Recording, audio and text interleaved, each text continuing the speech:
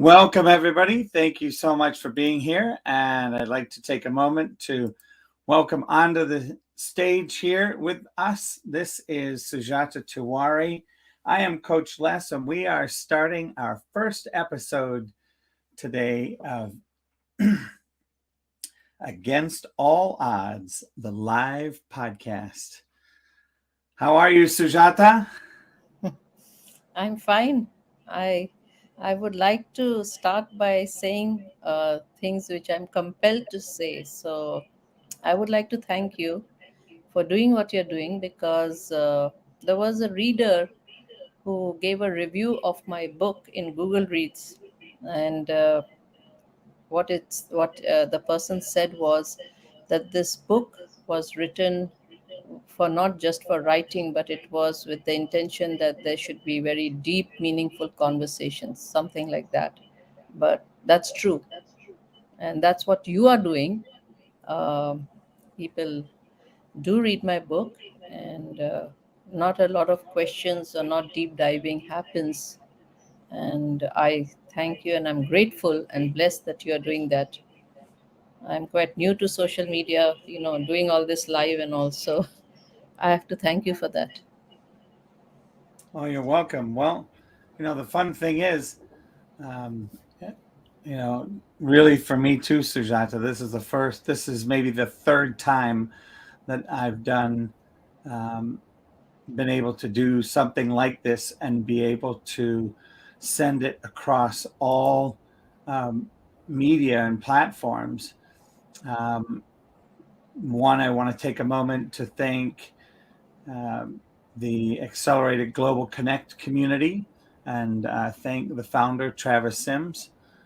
This is a networking organization where we're streaming live to his public audience, which is a few thousand people. And it's a networking company, a networking organization that really had a tough time going because it's in-person networking.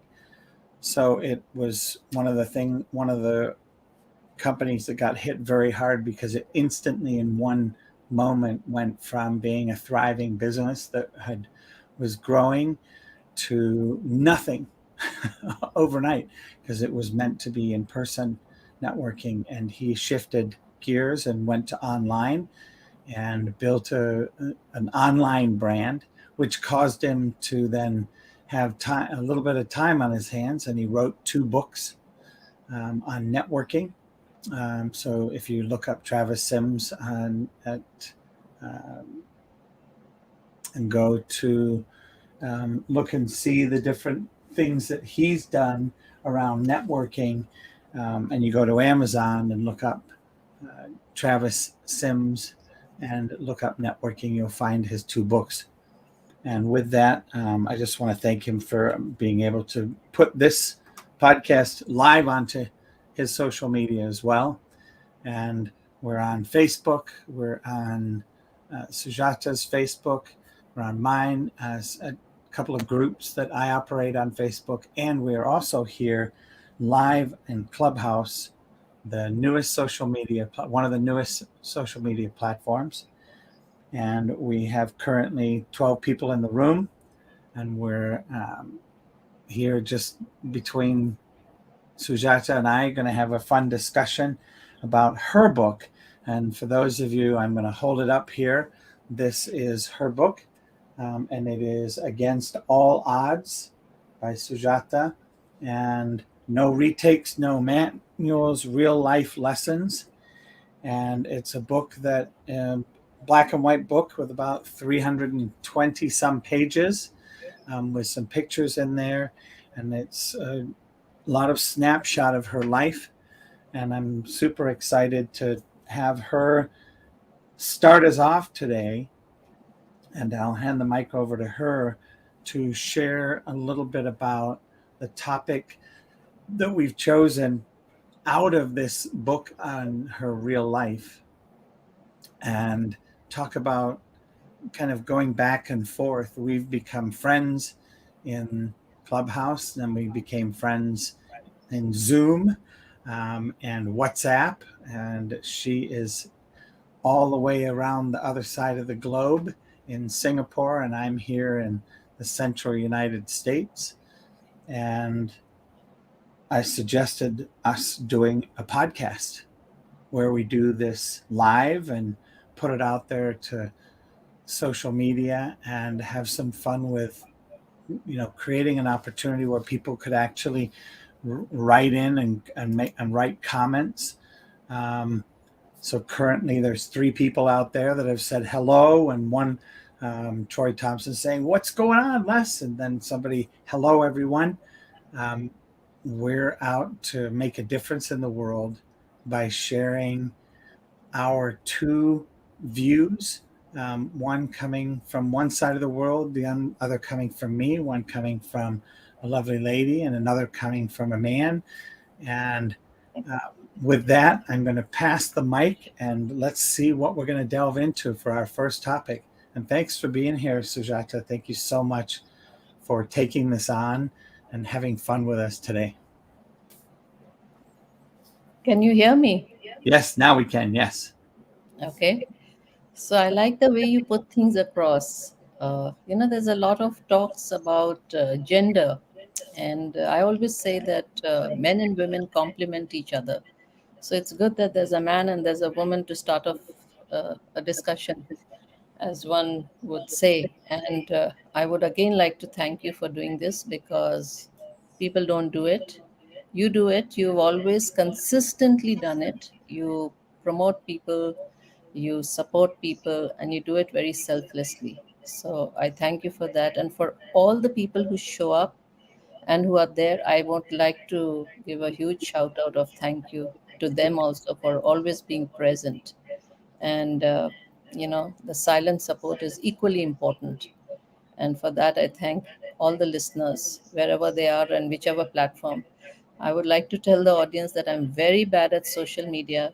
For the longest period of time I resisted being on Facebook, Instagram, but Coach Les managed to make me get onto those platforms, even though I kept saying no, no, no.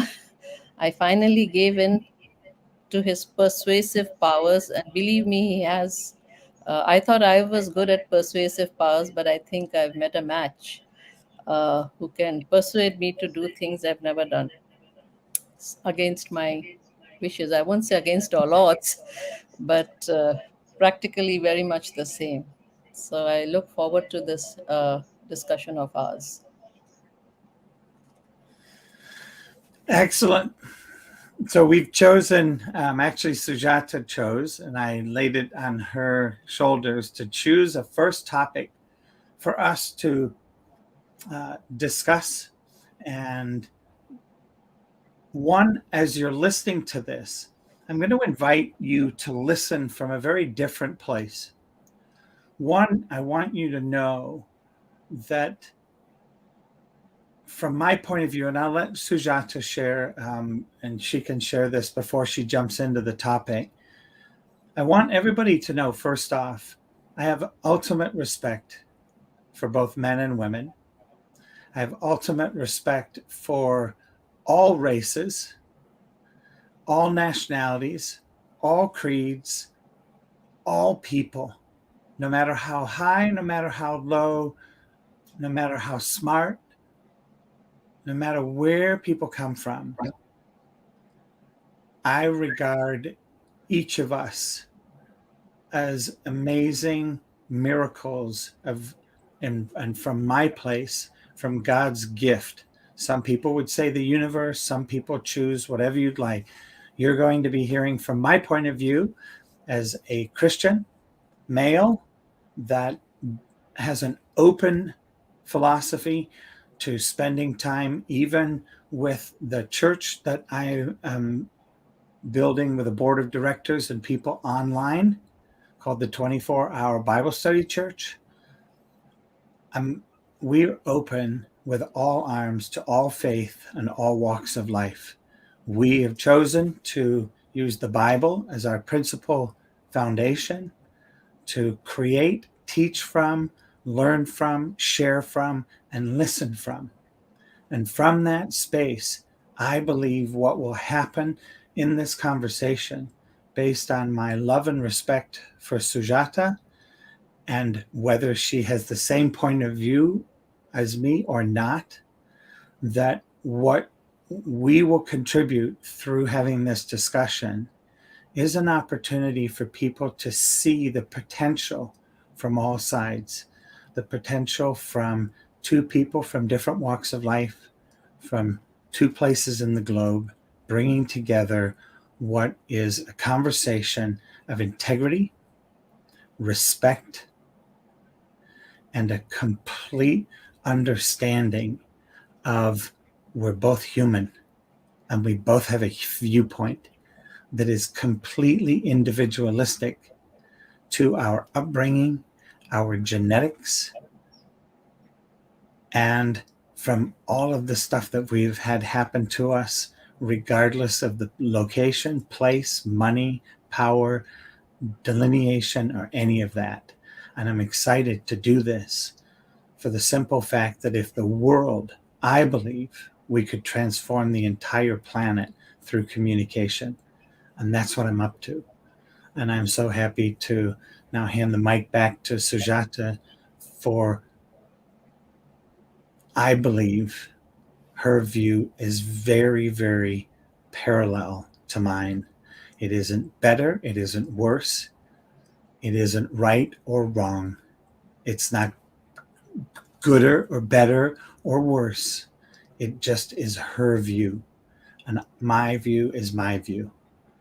And we're interested in, as we grow this podcast, to hear from other people and to hear, and perhaps your view may be different than either of us, and to hear comments as we go along and build this conversation along all of these social media platforms to actually see what's possible when we both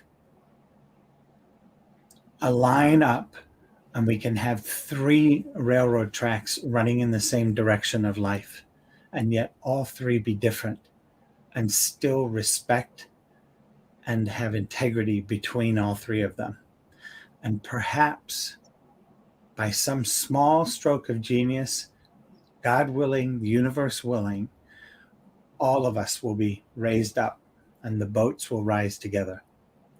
Back to you, Sujata. Thank you.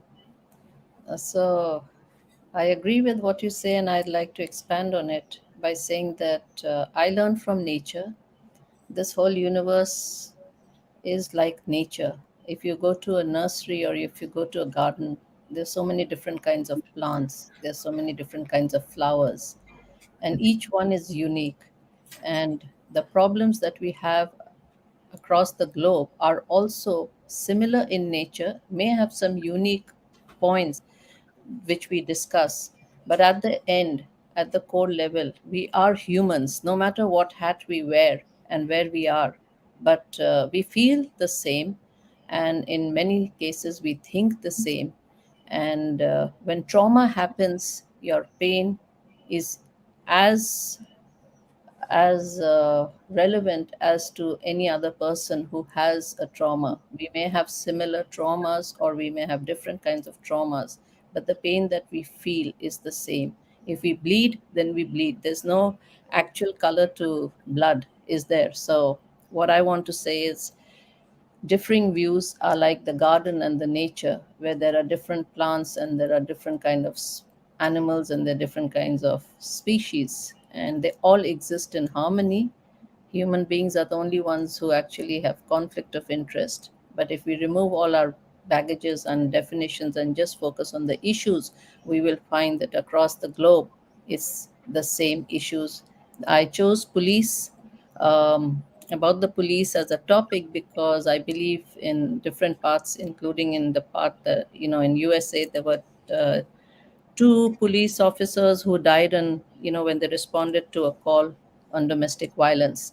And so there is a lot of discussion always when the police are involved, but there are many facets to the police which we shall discuss today's podcast. Over to you. And with that, I know that just mentioning the word police has a lot of people ring points of view and immediately move their choices, the way they live, the way they are now thinking, based on the fact that we said the word police. They are now going, as listeners around the world, people are going to be listening to this going, okay, we're going to be assessing and judging your point of view about what it is you say about police. That they have conversations in their head about their view of police due to the fact that their experience has been X, Y, and Z. Well,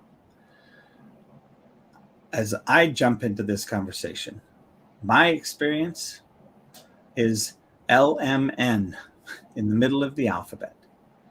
My goal is to have people realize that inside of talking about police, we're looking at a career and a job that one has a tremendous amount of unknowns in it.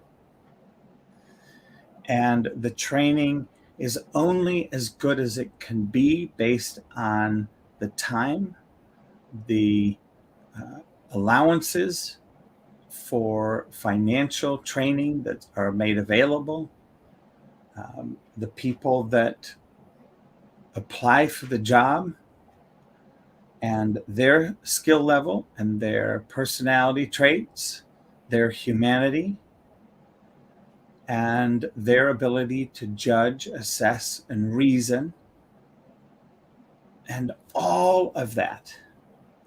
And for me, sometimes in that job, it's a thankless job.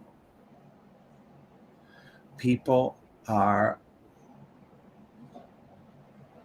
instantly, as a child, my parents instilled in me, I was born and raised in England, which is a country that the police don't carry firearms unless they're in some kind of riot or another elevated sense. The bobbies, as they're called in England, carry a stick, a nightstick, in case something gets out of hand. Other than that, they are uniformed and patrol with no firearm. And that has been a choice for many generations. And I look at that as I was always fearful of police because police meant to me I was in trouble. So the filter immediately became police were around. If I got in trouble, they were called and I was in trouble. And so it was a tremendous fear always. And, one of the natural things about human beings is our natural propensity is to look good, to live, to look good, and avoid looking bad. Therefore, police for me were there because you've done something wrong, which would then mean I'd look bad, which then said, I don't want them around. Now, there's a whole, as I got older, I started to see there was another whole purpose and another side to police. There was to maintain order in traffic, to maintain if something gets upset, to bring about order and help support that order coming back. And also to maintain a presence whereby they're singularly by their presence, the car in which I was traveling, either as I got older as a driver, but younger as a kid, My experience was when police were seen, people paid attention to speed limits and being cautious. And when the police weren't around, the vehicles went faster. So there was a ton of fun around it. Then there's the experience of police, and we can continue to go on and on and on about the different experiences. But for me, the ones that I want to relate to are they were there presumably to keep law and order and integrity on the freeways, the roads, as with crowds, in bars and restaurants and social gathering places. And they were there to um, make sure that things didn't get out of hand. And that was my introduction to police. And there's always been a bit of fear, a ton of respect, and this definite understanding that with police in the picture, for me, I did something wrong. So that's my background, that's my view, and I can't wait till we dive in a little and start to share my view as I got older, my interaction with police, the things where I stepped over the line or had an accident, quote unquote. And with that, I'm going to pass it back to you, Sujata. Thank you. So, I have a relationship with the police. I don't know how it is, why it is, what it is, but I do have a relationship which I connected the dots when I started writing my story. And those who have read my book will know that I dedicated my a part of the book to the Bombay Police Department. In the book, I've given them the credit of dedicating a part of it because they played a huge role in my darkest hour. But before the darkest hour, they've always been there. So I never then thought a lot about the person in the uniform, but I saw them up close as to what they did.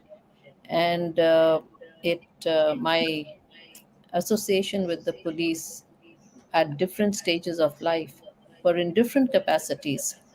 When I was looking to them for support in different areas, for example, I have seen the police right from the cop who stands on the road in deep pouring waters with an umbrella, and seeing to the road traffic in very extreme weather conditions, whether it's in the blazing heat, whether it is in downpour, and they have to stand there. Believe me, it's not a glamorous job. It's a very hard, taskmaster, and the conditions that they live in, that I came to see up close during the various facets.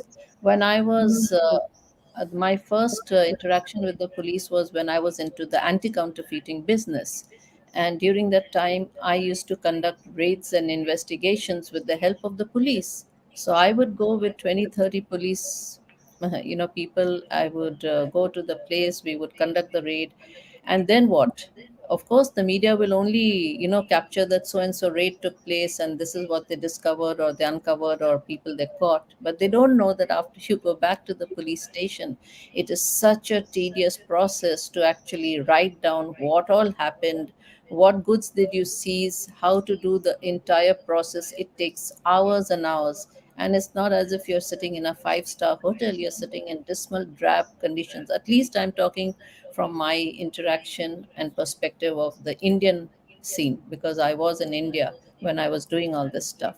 But that is how it is. The police are also vulnerable when they go into areas where not everybody has a firearm, and even if you have, then you might, use it judicially and cautiously because it might come back to bite you.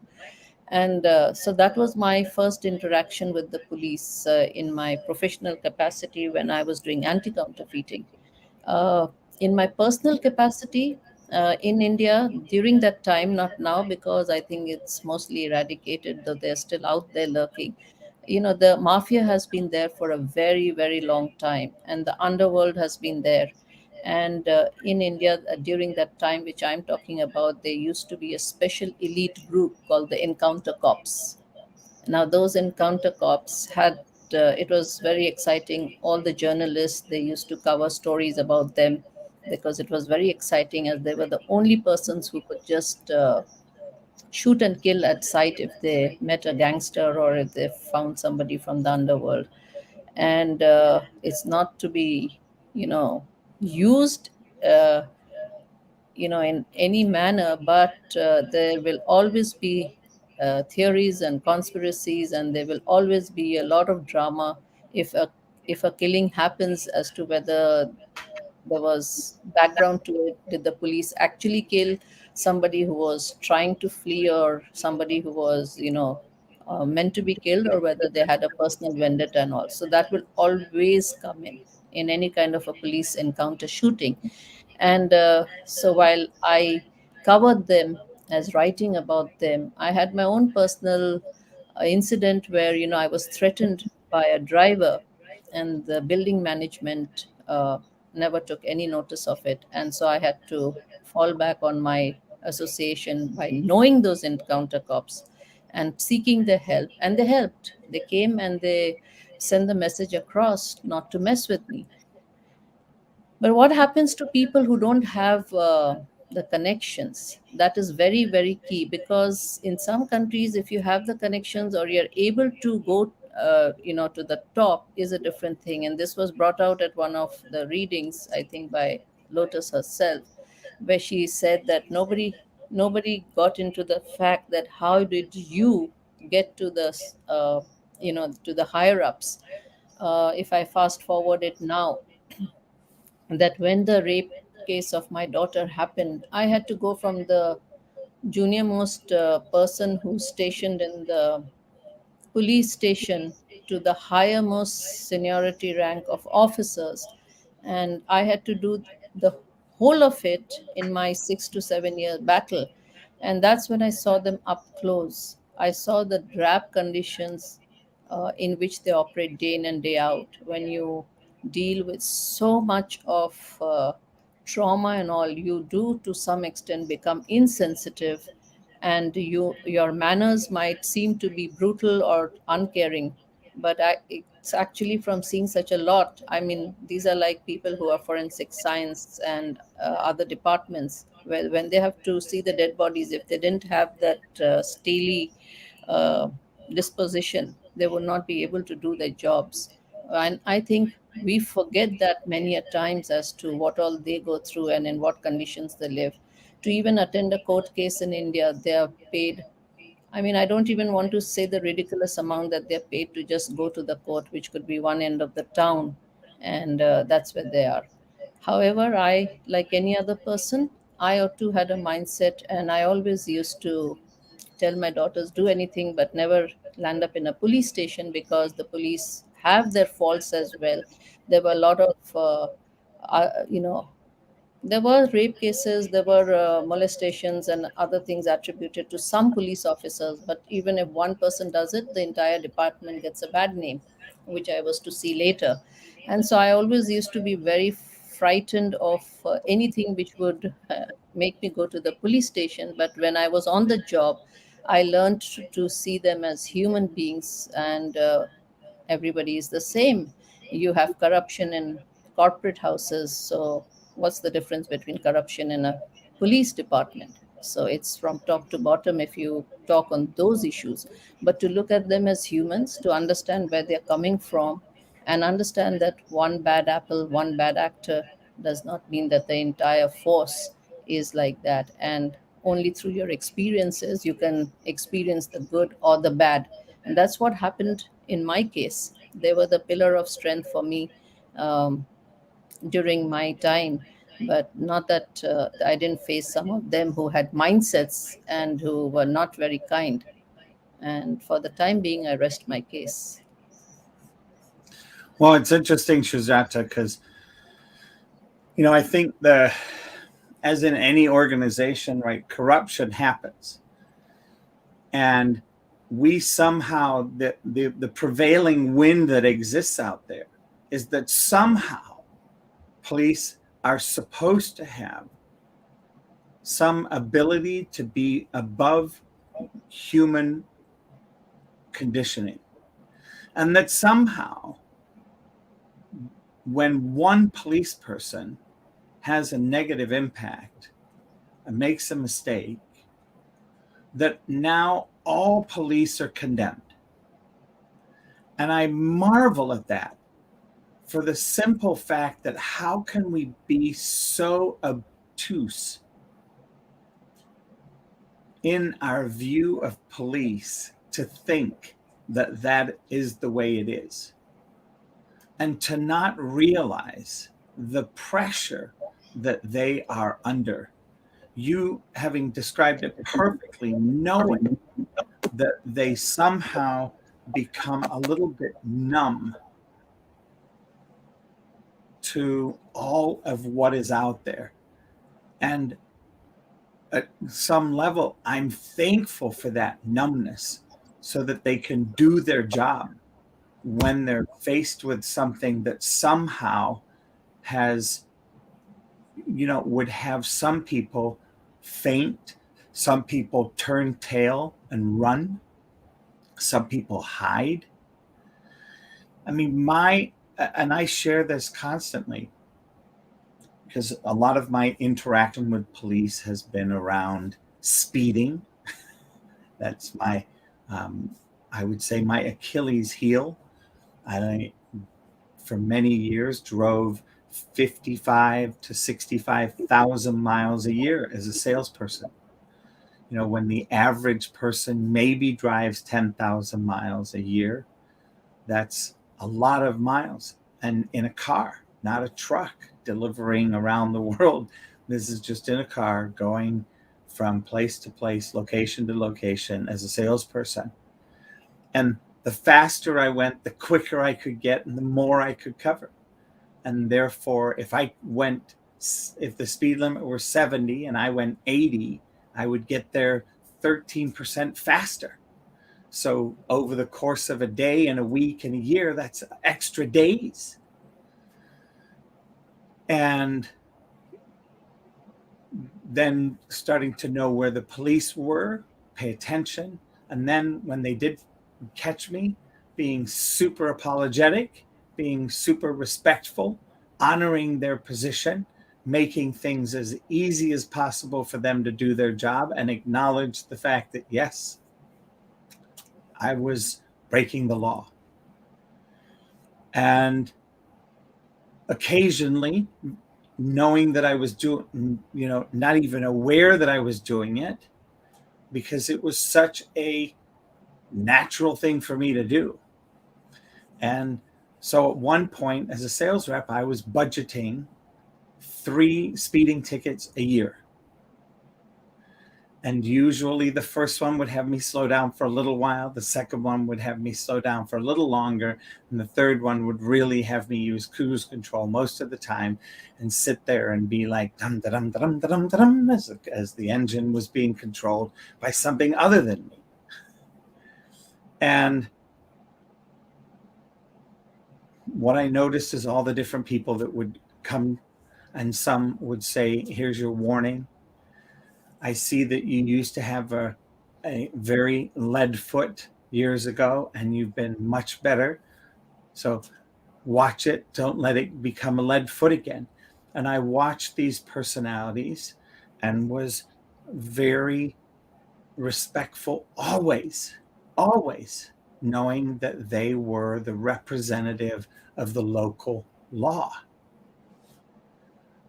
Now, watching how people, having been a bouncer at a bar and worked in that restaurant and hospitality industry, watching them do what they have to do with drunk people, people that are abusive, people that are not aware, people that are intoxicated with drugs or alcohol, watching people spit on police, push them, and watching police know when to, for most of my life, know when to just escort somebody out and let them go peacefully, or watching them say, look, if you do that again, I'm going to have to take another serious approach to restraining you. And watching people not pay attention to that, and watching that elevation go up and down. When it comes to it, the Sujata, watching a police officer walk up to a car has always had me be so supportive of what they do. Because I know, having been in the military, if I had to walk up to a car window at night at the end of bar time, which here where I live was around either 1 o'clock for many years or 2 o'clock, I know this. I would like to have a body shield and have my weapon pulled out and pointed in response to the potential threat of walking up to a car where they have tinted windows. I can't see what's going on inside the car. And I have no idea what I'm going to walk up to at the open window, that they could quite easily pull out a gun, blast me, and take off. And if they didn't have a license plate, or the license plate was expired, or who knows if they had maybe even switched the license plate. I tell you, Sujata, to me, that's scarier than being overseas in a battleground and at war. Because at least at war, I knew a little bit about what to expect, the unexpected. And with the police, I'm thinking, I really would like it if these were just really nice people with tinted windows and that they're respectful. And who knows?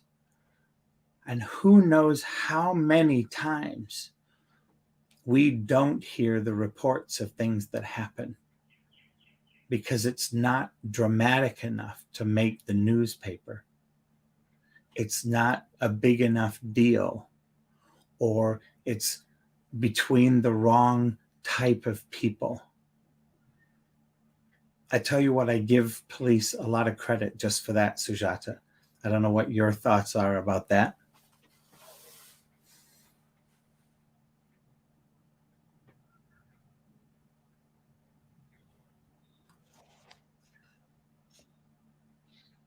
What are your thoughts about that, Sujata? Okay. I didn't know that you had finished, so I was waiting for you to continue. No, I agree with you because these are hardcore facts. Because when you talk of tinted glasses and a car, which could have fake plates and maybe no plates at all. So I know what you mean because when I was stalked by a mafia don, I faced that in reality. And it gives you the dread, the shivers up your spine because the very fact that there are tinted glasses and no number plates or a fake plate is enough to say that there's something not quite right about the whole scene. And when you're in uniform and you have to walk up to it, you're a human being who's putting himself or herself in line to face a threat to life, if I may say so. Because if the window opens and you are shot or something, that's what you're actually walking into, right? So there's something called walking into a trap. You can see it, and yet you have to do it because of the uniform that you're wearing. Suppose it was an ordinary civilian, would they walk up to something like that? No. Whether they had any kind of training or not, their gut instinct would tell that this is wrong, and they would never go for it. But No, when you're in uniform, you have to do it. So you have the risk of life. And I always say this: in any kind of trauma, people don't think about the families. Do they even spare a thought to the families? Every day that somebody goes out of the door, whether you're in uniform or not, you don't know whether you're going to come back because there's a whole lot of things out there. or which may have a decision on your life itself, and you may not come back. But even more so for people who are in uniform, because you don't know what they are going to face. They have to go by the procedures, the rule books, and whatever they are taught to. Do they have the freedom to have this instinct of safety and not want to get into the situation? No, you don't have, right? As far as the police brutality is concerned, yeah, and there is and the other aspects are concerned, that is again dependent on the system. So it's a system which creates those situations and those kind of people who go into that area. But not everybody is the same. And when we just talk about an incident that happened, and we take away from the crime actually that happened, because even shooting somebody who's in uniform has to be dealt with as stringently as another crime, right? What if it was on the receiving end? Then we have a lot of media thing, right? Oh, this happened, that happened, and so and so. But when it happens to people who get shot in the line of duty, whether it's police, whether it's military or something, we take it like, as a matter of fact or a routine thing, that okay, these are hazards of working on the job. We can't be so dismissal when it comes to taking a life, no matter who it is, and whatever is the situation. I think that we overlook a lot. What do you think? Well, I think so. And yet I know that there's a side, there's a dark side that has happened with police. There are things that happen that are shameless. To me, they're morally and ethically, quote unquote, wrong. And an accident happens based in being in that space of breaking a rule, doing something beyond when they're restraining somebody, and then somebody dies. Then all of a sudden now it's hate the police, hate the police, hate the police. In fact, I live in a city where something horrendous happened to somebody, and I don't care. I've listened to both sides for over a year, and both sides of the equation have points that are valid. That somebody was doing something illegal, that had a past that was very illegal, that, and you can see, though, along the way, things that were done that didn't make sense. And yes, regardless of whether those things that happened didn't make sense with the police arresting, and then, wait a minute, how come they're not in the back of the car? Oh, well, the person was a big person. Okay. I mean, I've spent time in the back of a car, of a unit, and it is cramped and it is uncomfortable. And sitting on handcuffs is not the most comfortable thing in the world. Well, guess what? I did something, broke the law, had handcuffs put on, and was put in the back of a car. That's what happens. At that point, I was then transported. Now, the fact that for some reason this person was taken out and put against the wall again, I don't understand that. And probably nobody will ever understand all of the details of why things happen the way they happened. All I know is if there are rules of engagement that are broken along the way, then integrity's out, and then accidents happen. And that's exactly what happened. I don't think that person, that police officer that did what he did, intended to kill the person by putting, and this is George Floyd, by putting his knee on that person's neck. I don't think he intended to do it to purposely kill the guy. Now, there may be people out there that go, oh, yes, he did. For sure he did. Well, I don't think that's accurate. And nobody can tell me different. My point of view that says I don't think this person went to work that day expecting to find an opportunity to kill someone. And there are people that are going to be out there saying, oh no, that's not possible. It was a white cop and it was a black man, and we know he wants to kill him. I think that's a little far stretched. And I believe that this is where the trouble lies, Sujata, is people think of these extreme situations. There are movies that happen. There are things that are written and books that are written, horrendous books, horror books, zombie books, all of these things, video games that were intended for the military. They were designed and promoted and built for the military to desensitize themselves to death and dismemberment. And yet now they're one of the most highly sought after video games out there for kids to be able to play on. Now, you tell me that that's not shifting the whole journey of a human being being born and learning respect for for police.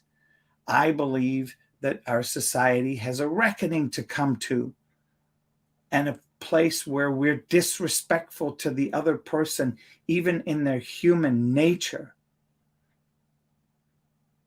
What do you think about that, Sujata?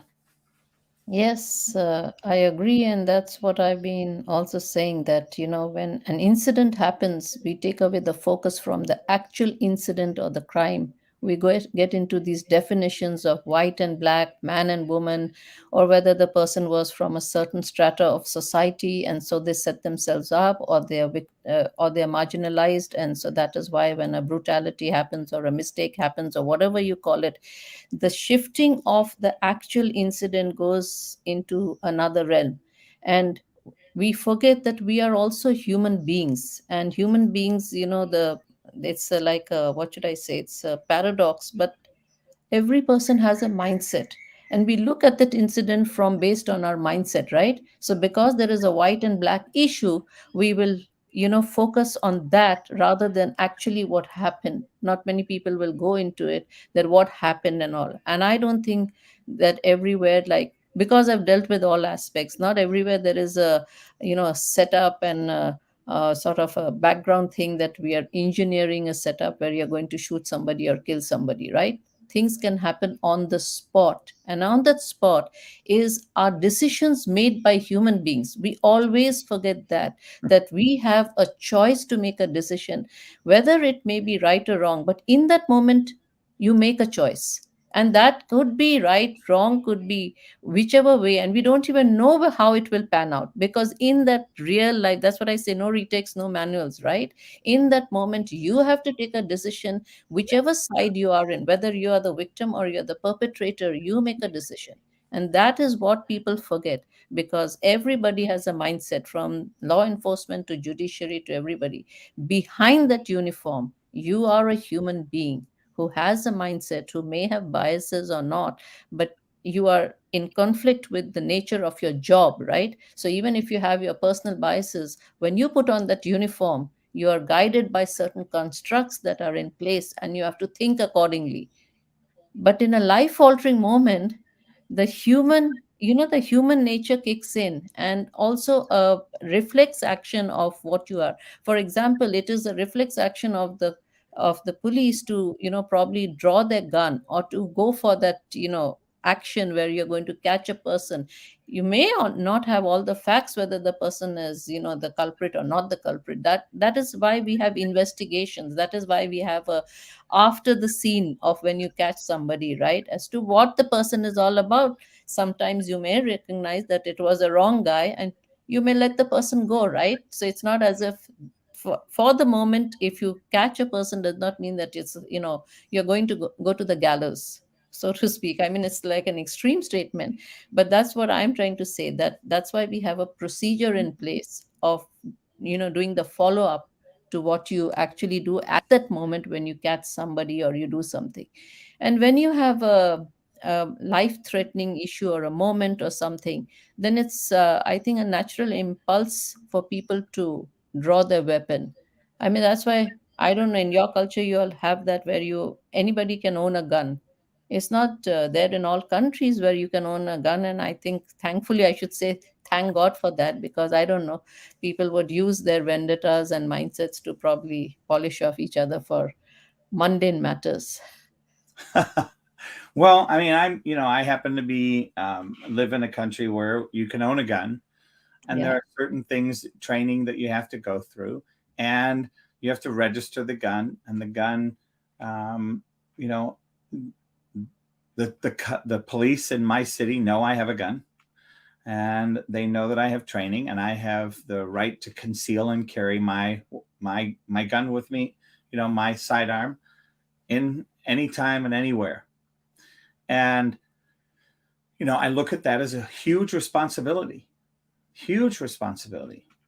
Having been in the military, and knowing that I could, as a human being, as a man, get angry, get dis dis like out of sorts. And if I have that gun, there's what are the chances of somebody doing something in front of me that would cause me to pull my gun out and shoot them to stop them? Now, um, would am I happy to have that if there was somebody that I know was strangling another human being and doing something that I know I could see? I know this is being taped. I know this is on video, and I'm going to stop, and I'm going to tell this person, look, I'm going to shoot you if you don't stop strangling that individual. I'm giving you fair warning. I know that this is being recorded, and I'm going to say it another time. And if they don't, I will shoot to have them stop what they're doing, because I believe that that is what I was trained and tested and went through to be able to do that. Now, are there ways to get guns that, the gangs out there do not have to pass any test to own a gun? They just have the gun. And do I know that there are gangs out there in the past that used to have, um, you know, as a rite of passage was to go and shoot somebody and shoot and kill somebody. And normally it might have even been a rival gang member. Um, yes, I do know that that has existed out there. Do I think that that means everybody should carry a gun to protect against that? I don't even know if people could get to their protected gun fast enough to be able to defend. So, there's many situations, and there's so much. And as we're, gearing up towards the end here of our hour together, this is a very hot topic. It doesn't have an easy answer. All I know is that for me, I respect life. I respect other people's point of view. I know that my point of view is not always going to resonate with other people's point of view. I have respect of human life, and I was not put on this planet to walk around and choose life or death in every single moment for other human beings on this planet. I chose to be in the military to protect my country, to protect a frame of reference, a point of view, a liberty. And moving forward with that, I know sometimes the leaders of our countries don't make the choices that I would make to do what I would do in their position. And they make the choices that they make based on their upbringing, their teachings, and the wisdom, hopefully, of other people around them, where the choice says, yes, it's a unanimous go forward. And I invite people who are listening to this, and when we come back to continue this in next week, to be responsible for respecting life and respecting the human being, and learning what that means and how they can honor that. Because, my goodness, human beings are flawed. Human beings make mistakes when they're enraged, when they are hurt, when they are cornered.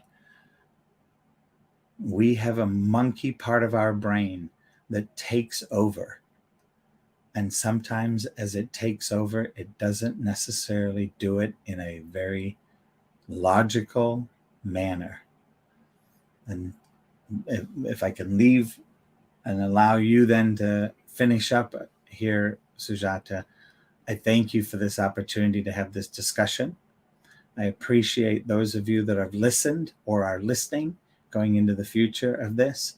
And we value any comments that you want to leave in the various places where you can leave a comment, or if you can reach out to us directly.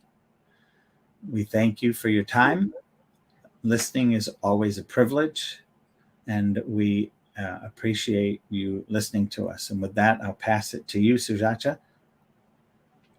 Thank you. So I'd like to wrap it up by saying that it doesn't matter which uniform, it doesn't matter which situation, but at the end of the day, the flawed human being or human being who have the capability of reason and logic need to make the choices in a responsible manner. Owning a gun could be for your protective, for your protection, but it could also be used as a tool if you have a devious or a criminal mindset to take a life or to do worse harm. So the choice is always ends up on the human being who has to make a choice. And that's what we should always work on. These discussions are important because we need to have a, a discussion on either sides, both sides, multi sides, because there are so many facets to it. There's nothing which is just one sided. And there is a different kind of thought process for a lot of us. And when we discuss it and when we make our comments, we are actually adding to it in a deeper level, and not based on what the government or the society tells us what to do. And that's, I think, important. And that's what we are creating here, if I may say so. And people know where to reach me because I've always given out my phone number, and I'd be happy to hear some thoughts about it. I mean, listening is good. That's the highest form of respect that you can give. But I would also like to hear your thoughts and your comments, and talk to us. That's what I'd like to end up. Awesome. Thank you so much, Sujata. And for all people here, we're now at that magic hour, and our goal is to, as we gather our intelligence around technology, to be able to start on time and end on time, and give you 60 minutes of fun input. And as we grow, perhaps bring people into the conversation and share. And this podcast this is number one, and we are looking forward to the future. And so by all means, whatever way of communicating with Sujata or myself, thank you. Reach out to us, make suggestions, comment, help us to educate and offer viewpoints around the world.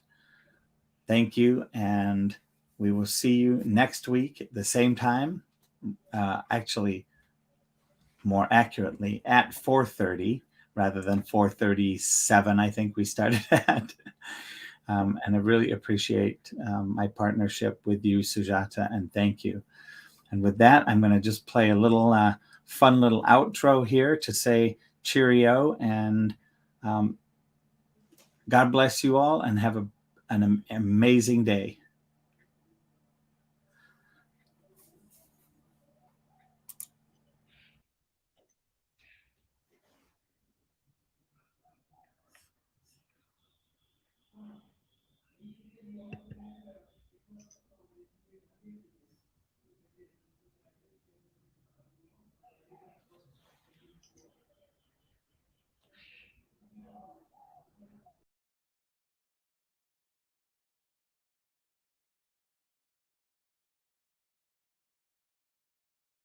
Coaching with Les has doubled my practice. If you have any struggles in your business or your personal life, Les is your guy. He's logical, he's empathetic, he has passion for helping people, and his ideas are genuinely thoughtful. So if you're looking for a business coach with integrity, choose less hill.